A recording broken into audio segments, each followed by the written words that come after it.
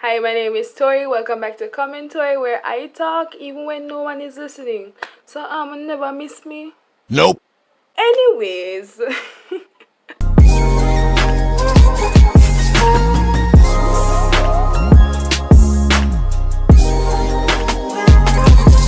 today we're going to tackle the topic of pretty privilege. What it is like for some people to have a privilege just because they're pretty. So first off, what is pretty privilege?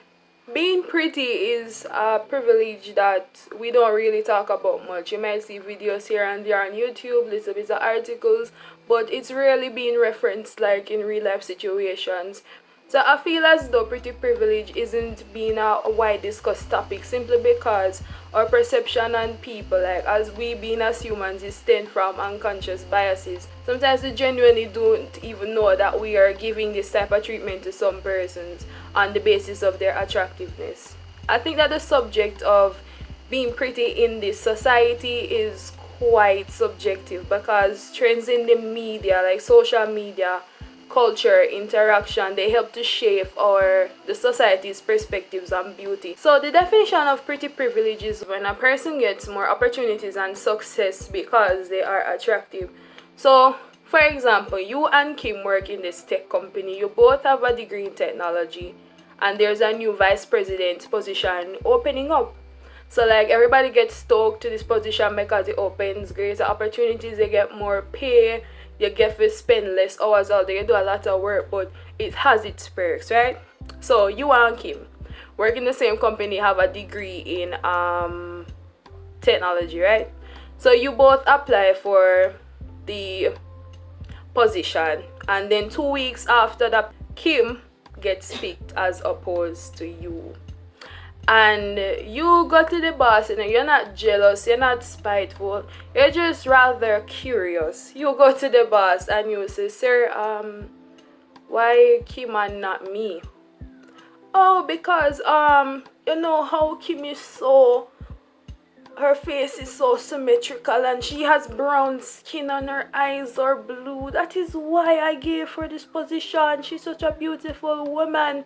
But you know, so low-key under the quiet door, Kim never do no work at the time. These are two persons that are examples of pretty privilege. So first we're going back to the 1970s in the US and we'll be speaking about a serial killer named Theodore Robert Bundy. Ted Bundy was a serial killer in the US and he was known for kidnapping, murdering, everything that is gruesome to young girls in the 1970s in the US. He confessed to killing 36 women across 7 states, but is suspected to have killed like 100 or over 100 young women. You know, the thing about Ted Bundy is that he was studying to become a lawyer and he was a bright individual. Persons say that he was so charming, he was so, social, and he was being friendly. And you'd never think that a person like him would have such a deadly agenda. You would never, as a young woman, try to get in the way of Ted Bundy. These young women, during Ted's trials, they would flock the courtroom trying to get a glimpse of Ted. I'm not afraid of him. He just doesn't look like the type to kill somebody. You try to imagine yourself in his place and to see how he's feeling, looking at the pillows with blood stains and everything, if he really did it or not. Because of the young women keeping on trying to get a glimpse of him, interviewers interviewing these ladies and they're saying things like, oh, I think that he didn't do it and he's such a charming or whatever individual, I don't think he's guilty. It caused an upsurge in social media. Ted Bundy became like in the spotlight. Although he had charm and intelligence, he didn't get away with his crimes and he was executed by electric chair. How does Ted Bundy come into play when it comes towards pretty privilege? It is quite simple. Young women did not think that because of the type of person he was studying to become a lawyer, he was charming, he was intelligent, he was a well-rounded individual. Young women and some other people did not want to hold Ted Bundy accountable for what he had done. some people were saying that they don't think that Ted Bundy is so drop dead gorgeous as every woman had spoken about him. And it goes back to the beauty standards. So that was in the 1900s, and the beauty standards then in the 1900s in USA is totally different from present year 2021 in the USA. And even different parts of the world, there are different beauty standards in some cultures. Some facial features that are deemed as weird in one culture could be the most beautiful thing in another. The next example that I had on the list is Prison Day. Jeremy Meeks. Now, Jeremy Meeks was actually arrested in 2002 for assaulting a 16-year-old boy while he was 18. He spent 9 years in jail at that time. And again, he was arrested and charged for gun possession and resisting his arrest in 2014. He was jailed again. Then he was released from a correctional facility in March 8, 2016. So they got his mugshot, right? And the police department posted it on Facebook to say, like, job well done, we caught a bad guy, celebrate with us, we caught a bad guy. And all of a sudden, as the mugshot was posted, it went viral.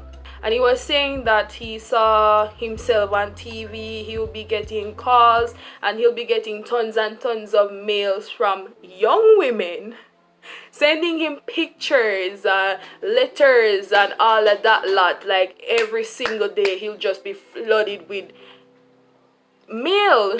Modeling agencies got in contact with Jeremy, despite the fact that they didn't know what he was in prison for. I doubt that. And despite the fact that he was somebody with some sort of reputation, right? They took away that part of his life and just focus on his face. Therefore, it earned him a job. So now we're going to be talking about when pretty privilege gets ugly. When does pretty privilege actually start to interfere with other persons?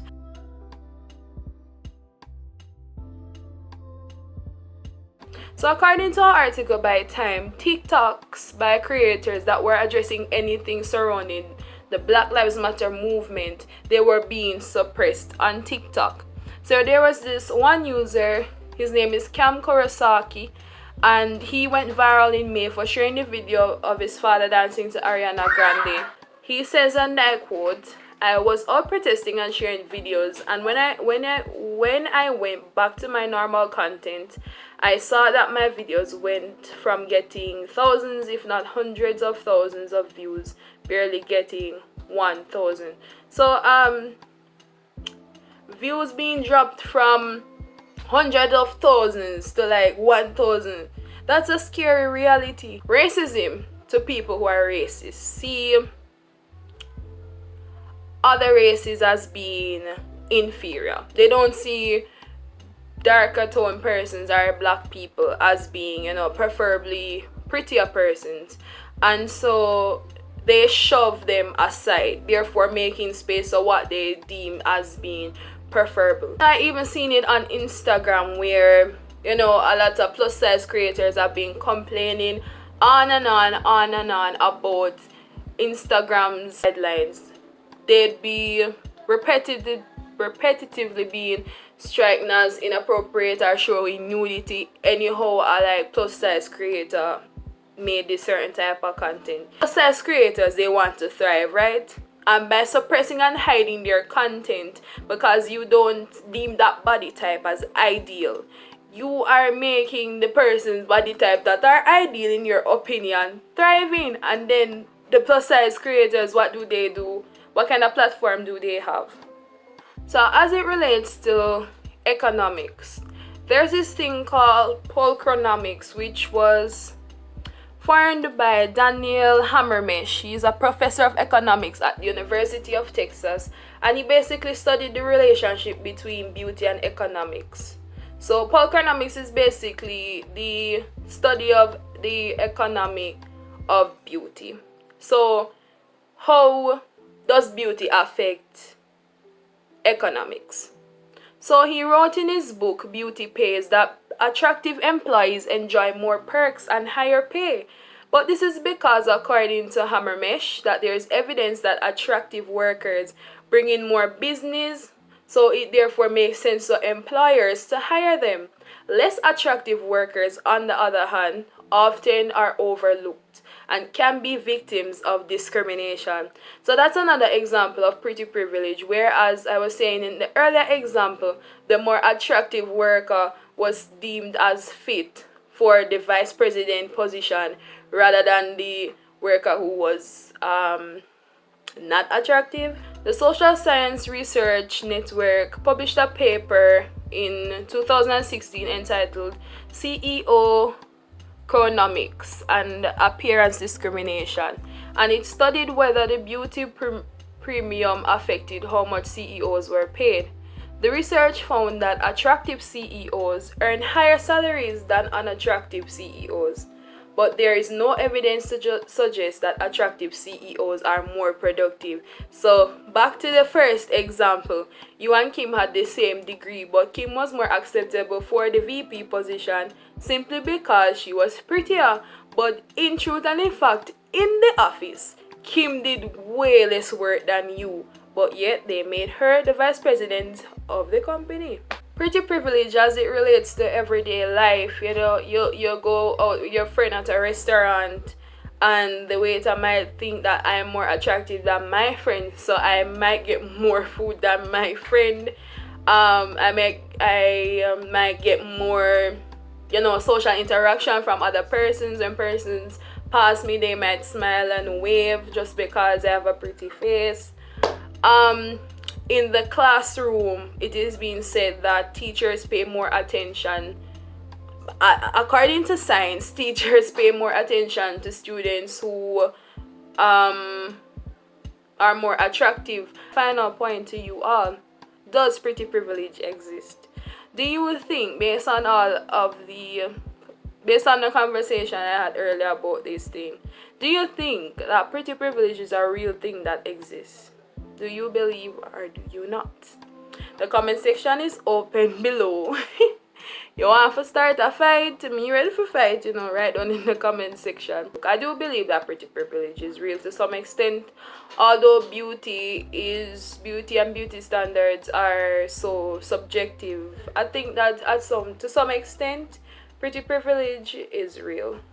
Thank you for being here at the end of the video.